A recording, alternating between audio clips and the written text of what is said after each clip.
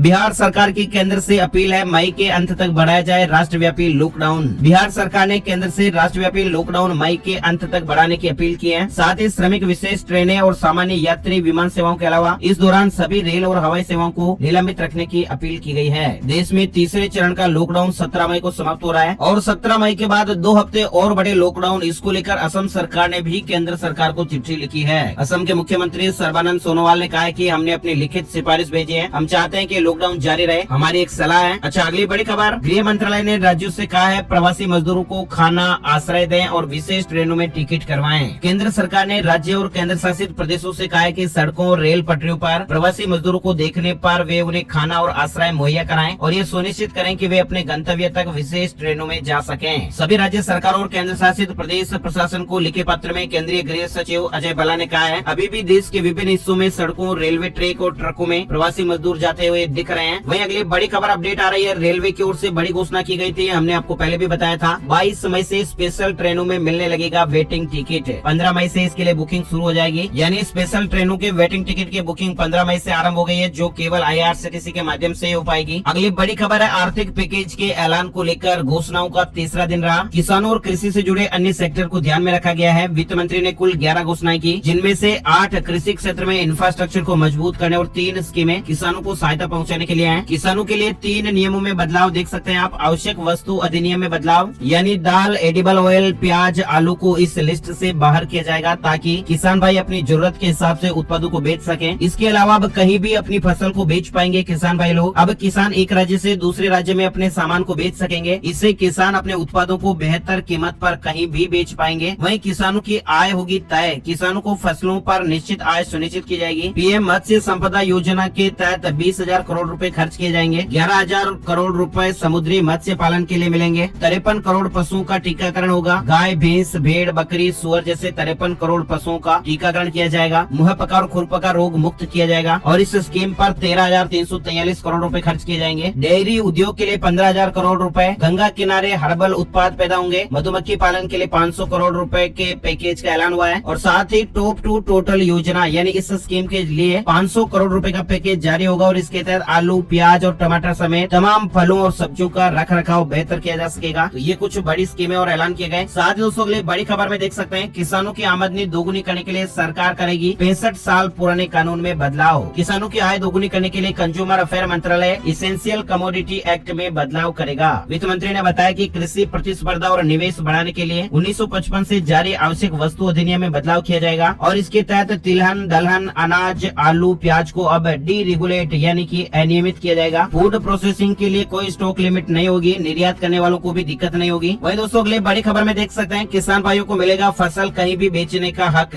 सरकार कानून लाकर बनाएगी अन्नदाता को आत्मनिर्भर। जो भी हमने जानकारी आपको बताई थी, सरकार एक केंद्रीय कानून लाएगी जहां किसानों के पास ये अधिकार और आजादी होगी कि वे अपनी फसल किसे और किस दाम पर बेचें। फिलहाल किसान को अपनी फसल बाजार में केवल लाइसेंस धारक APMC को ही बेचना पड़ता है। एक केंद्रीय कानून के तहत उन्हें किसी भी राज्य में अपना उत्पाद ले जाकर बेचने की छूट होगी। इस तरह का कानून बनाया जाएगा।